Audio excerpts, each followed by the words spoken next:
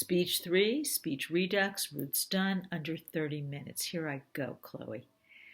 What if I shared with you the person presenting this TEDx talk today spoke English as a second language? First language wasn't French, Spanish, Italian, Russian, Portuguese, or Flemish. It was silence. She spoke it fluently, without the trace of an accent. What if she shared with you the day she was to give this very important talk, she was likely to come down with a very bad case of laryngitis? This was likely to happen because she's had a very bad case for 66 years. Just saying. What are the chances? What if she told you she sat in her graduate program practically mute, afraid to utter a sound for fear? If she opened her mouth, they figured out what a big mistake they made in accepting her. Late in life, very late, she began to awaken as if from a bad dream. Gradually, she realized silence wasn't golden. This was a lie. Silence was keeping her small, safe, isolated, disconnected, not only from the world, but pieces of herself she didn't even dream existed. Who knew she wanted to give this talk? She was the last one to figure it out. She prayed so hard for her release. Silence took pity on her, broke its own vows, spoke back to her. Darling, gotta be honest with you, the chances of you escaping my grip at your age slim to none. But I've grown rather fond of you.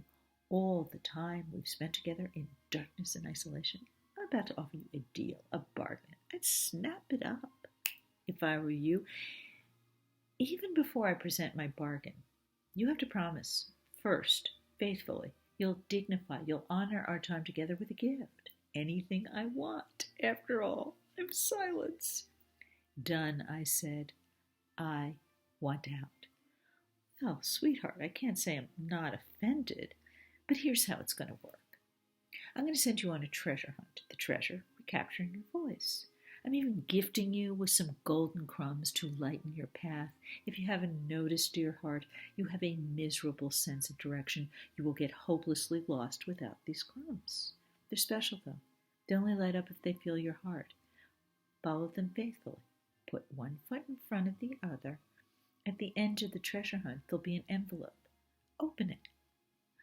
There's a source of suffering, of injustice in the world that cannot speak for itself. Just lend it your voice. If you do, I'm fairly certain my spell over you will be broken. The important part, though, is your gift to me. I need you to retrace your steps. Show other people the path you took to recapture your voice. I am not such a bad dude. I'm praying for people to find the courage so that I may release them. The world needs your voice, now more than ever. Besides, the world it's ready to hear you now. In the spirit of true confession, full disclosure, I will admit it took me 6.5 decades to even admit that I wanted a voice of my own, let alone lend it to a source of injustice that couldn't speak for itself. Why? What took you so long? It's a fair question. I've asked myself that question again and again and once more. Let's face it, ladies, for anyone seated in this audience, recapturing your voice, finding your voice, it is no walk in the park. As Amy Cuddy reminds us, it is a journey. I believe this journey is particularly challenging for 2 reasons. For those of us who grew up in one of those childhoods invisible. In the first place, being fully seen and heard in the world. That would be like growing up in a foreign country. I didn't even know the language to speak to enter that country. I was a total immigrant. Silence was my first language. Secondly, why bother developing a voice? Why bother developing presence, visibility? You know in your heart. There's nobody there that's going to see you. There's nobody there that's going to hear you. It is a complete waste of energy. I want to share the story of a little 6-year-old, 7-year-old on her way to ballet school. I had to dredge her up in a public speaking course. I tried to forget her. She embarrassed me, frankly. We had to come up with a come to Jesus moment, a moment that brought us to our knees. Well, this is one of the few incidents in my childhood that I could remember. It was as good as any. Besides this little girl, she taught me an important lesson. She taught me how I developed this invisible wrinkle, this crinkle in my thinking. I later called it crazy glue. Cognitive psychologists would have a far more precise scientific term, but this explained exactly how I became invisible. What kept me rooted in my chair, stuck in my seat, afraid to be seen or heard by the world for decades. I'll share her story in case the same crazy glue. It might be keeping you stuck too. I'm 6, maybe 7, on my way to ballet school in a pretty spiffy little outfit, if I do say so myself. Pink tights, green leotards, and the piece de resistance was a black patent leather case. 3 ballerinas dancing their little hearts out in sparkly tutus. This is literally little girl heaven. I enter the school. I settle into the ballet speak of the day: plie, releve, turn around, balance. Oh, turn around is my cue to go. And the rest of the class goes, no big deal. The teachers patiently redirect me as always. The big deal happens when I leave the class. The taxicab that is always faithfully waiting for me, it's not there that night. I'm concerned. My mom, she has a serious mental illness. Sometimes she remembers me, sometimes she doesn't. It's like growing up in Vegas. You never know where the dice are going to land that particular day or night. Now, as I wait, the nip in the air is turning into a bite. It's not dead of winter, it's cold. Dusk is rapidly fading into dark. It is cold. It is dark. I'm scared. I wait. And I wait. And I wait some more. Until something washes over me. I'm not sure if it was Grace or Popeye. I thought, oh, like it stuns, I can't stuns no more. I realize if I'm ever going to get home that night, I better be the one to get me there. I better get my little tush into gear. Nobody's going to do it for me. I don't know anything about family loyalty. I'll learn that a few decades later in a very fancy graduate program. I knew enough not to walk back into the school, say to those nice ladies, can I spend the night with you? My mom forgot me. Again. I do the next best thing. I walk into the first familiar sight I know. It's our local delicatessen, that light beaming me, welcoming to safety like a lighthouse. I open the door. I inhale, practically gulp, the familiar childhood smells. Corned beef, pastrami, roast beef, pickles. Yum! I wish I could have eaten those smells. I was hungry. I take a minute to collect my courage. I wait.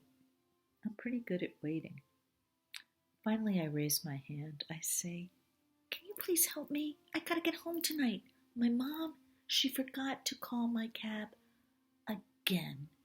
Please? I gotta get home. They were very kind. Sooner rather than later, I was seated in the back seat of a taxi. I don't know what I expected when I walked through that door. I was hoping for some dinner. I was starving. A hug, a kiss, some comfort. I was terrified. Milk, cookies, something? What I didn't expect is when I walked through that door, all hell broke loose. The entire neighborhood rallied around my mother. A good portion of our police force rallied around my mother, who was lying strewn on the living room sofa, cold compress on forehead. She believed I had been kidnapped. She was pretty scared too. A neighbor, who I thought should have known better because he was a mental health professional, starts barking at me in these not kindly tones of voice either. Didn't I realize how badly I scared my mother? No. Frankly, I was focused on a different character. Didn't I deserve comfort just as much as that poor woman stretched out on the sofa? There were 2 immediate ahas. 4 would come later. The first was, if nobody saw me, if nobody heard me. Well, it was incidents like these over time that would lead me to ask the question, Did I deserve to be seen and heard by the world? The answer was a resounding no. No, most assuredly, I did not.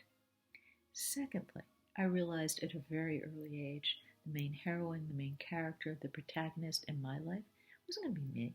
It wasn't even going to be my mother. It was going to be her mental illness that would take center stage 24/7.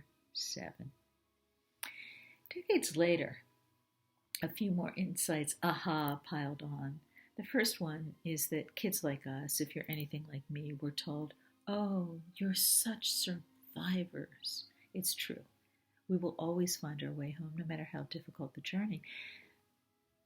The important question, though, is what did that cost us in terms of collateral damage, in terms of giving ourselves permission to be fully seen and heard by the world? That led to my next aha. That image of my mom stretched out in the room sofa, police force neighborhood surrounding her, cold compress on forehead, that would be indelibly branded on my brain forever. It was a potent visual reminder. My speaking up, it's always going to cost somebody something. Can you relate?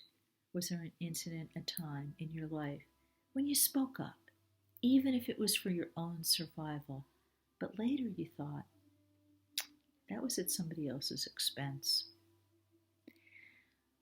Although my next aha, I realized that I could speak up when my own survival was at stake. I gave myself full permission. I wasn't about to sacrifice myself. There were other topics that were strictly taboo, off limits. I better zip it. Like the deep injustice I felt about having a mentally ill mother that might forget me on any particular day or night. Well, I couldn't speak up if I wanted to. Back then, I had no words to describe that injustice. I was watching Ozzie and Harriet on TV. Why couldn't Harriet be my mother? She would never forget me. Which is why, when the world's water crisis came knocking at my door 6 decades later, I said, go away. I've got nothing. I have nothing to contribute. How dare I believe I could speak for a source of suffering as deep, as dark as the world's water crisis? Way back then, I couldn't even give my own suffering, my own injustice, a voice. Lastly, although I could never dredge up a come to Jesus moment, my big aha came in the form of a come to Dorothy moment. Remember Dorothy Gale in The Wizard of Oz? Well, she reminds us home isn't just a location, an address, a place to live. If a frightened 6-year-old could find her way home all by herself, a startled 65-year-old could discover home may even turn out to be a stage where we find our heart, our courage, our knowing. Well, before I could claim that stage, I had to do some personal transformative work. You see, I was still stuck in the muck, giving myself excuse after excuse as to why I would love to speak up for the world's water crisis, but I didn't have what it takes. Is it possible, then, we could give ourselves some fresh possibilities? Give that old, tired story a brand new ending. That can only happen if we enable ourselves, allow ourselves to create a shift in perspective. New possibilities open up. Let's do that. Let's give ourselves fresh possibilities. Is it possible, those of us who grew up invisible, without a voice of our own, we have a secret superpower we don't even know we own? It's so secret. I'm fluffing my cape as we speak. What is this secret superpower, you may ask? Well, I believe our secret superpower is invisibility. Invisibility, that's right. Those of us who grew up without a voice, without a presence of our own, we are uniquely qualified. We are highly motivated. We can become the most effective speakers for a source of suffering that cannot speak for itself, precisely because our heart remembers what it feels like to grow up without a voice of our own, to be incapable, completely incapable of giving suffering, injustice, our voice. Now, if you're anything like me, you're saying, oh, this is fabulous. We grew up invisible without a voice of our own, and our secret superpower is invisibility. Yay! How lucky can you get? Can you explain how that works a little more precisely? I'd be happy to. You see, I believe when we actively own, when we actively claim invisibility as our superpower, rather than letting it own or claim us through shame, that's when transformation can happen.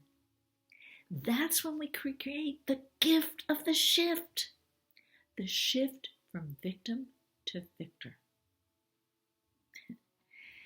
Melinda Gates reminds us, a woman who has found her voice is by definition a strong woman.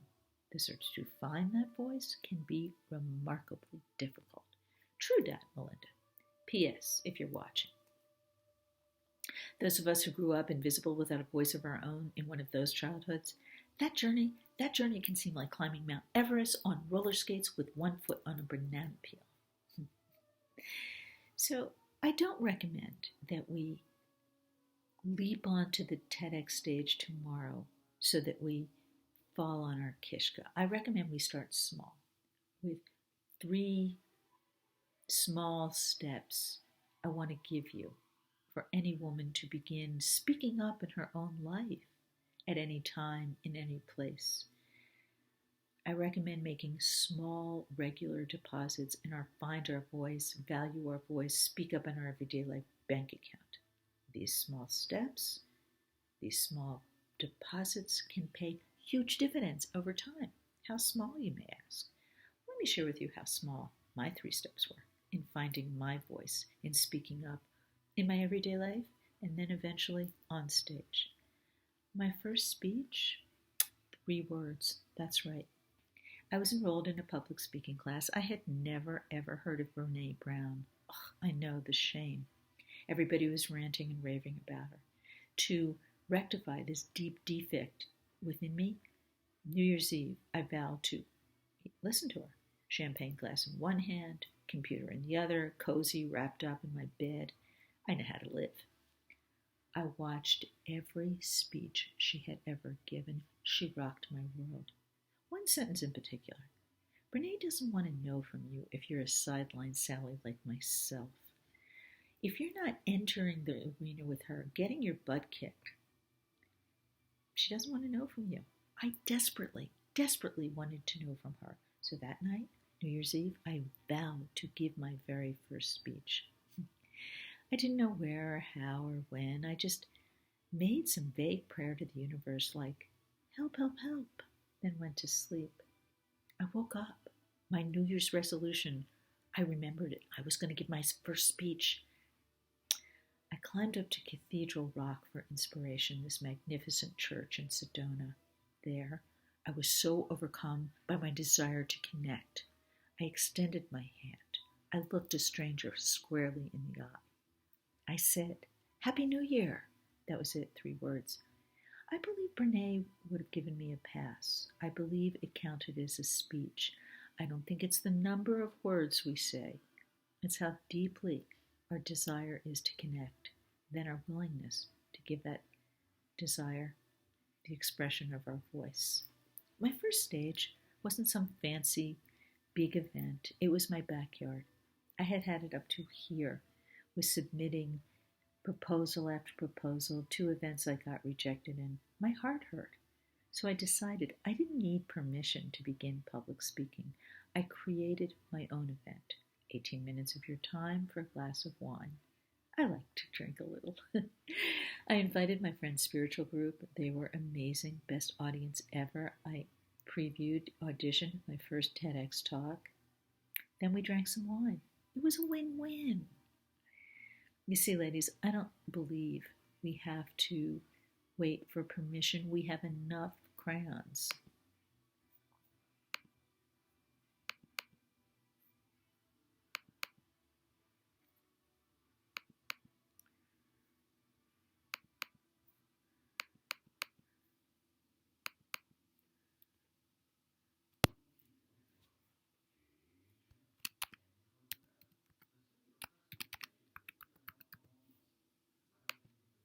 We have enough crayons to color outside the line. That's what I did. That's what I recommend you do too. My first speech for injustice was not for the world's water crisis. It was for myself in my gym. I had it up to here with the guy who kept the fan on full blast when I was freezing my little derriere off. I demanded a group vote. I lost. It still felt amazing. When you're not used to speaking up in your everyday life, it feels amazing.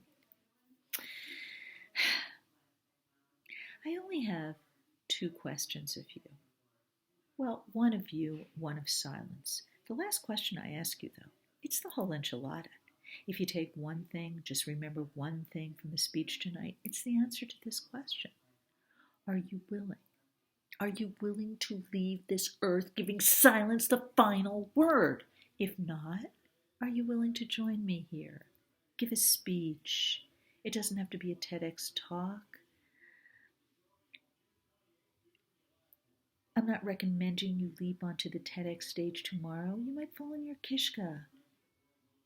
You see, besides, I believe the journey to find your voice in public speaking begins with the journey to find your voice in your everyday life. So you can start with the 3 small steps I gave any woman to begin speaking up anytime, any place. Make them your own.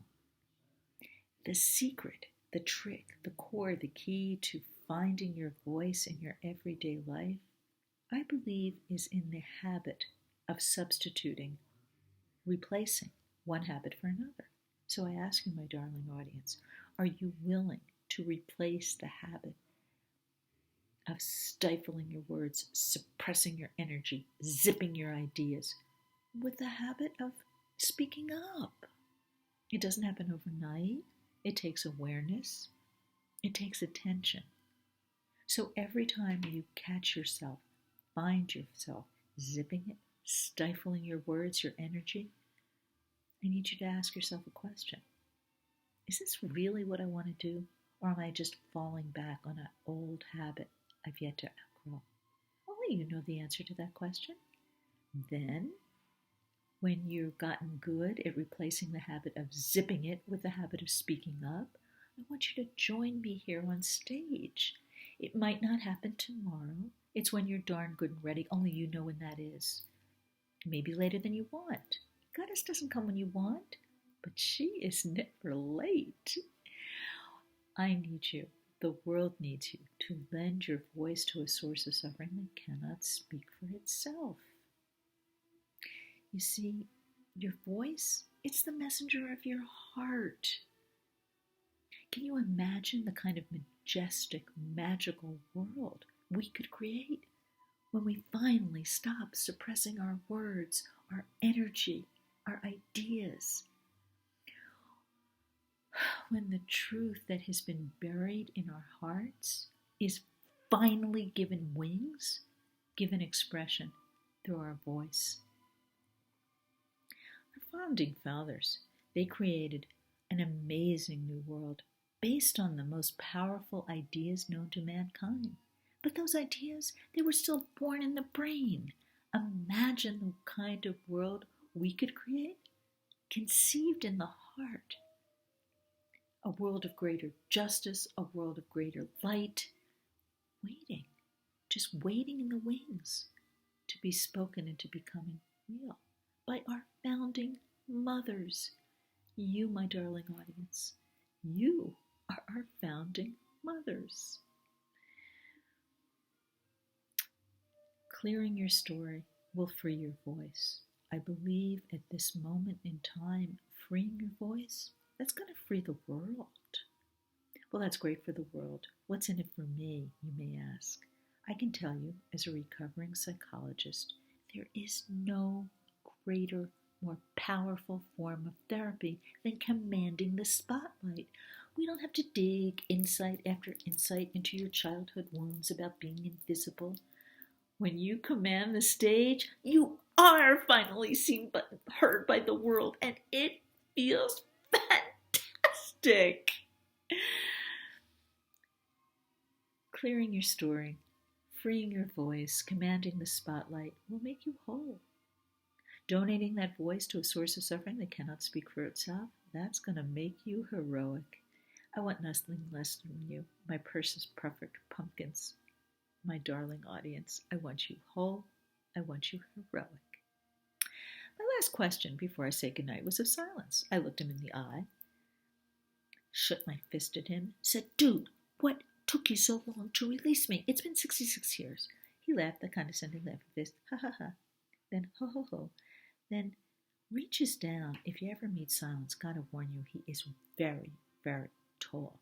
Unexpectedly, very tenderly, very gently, whispers in my ear, "Oh, sweetheart, I was just waiting for you to ask."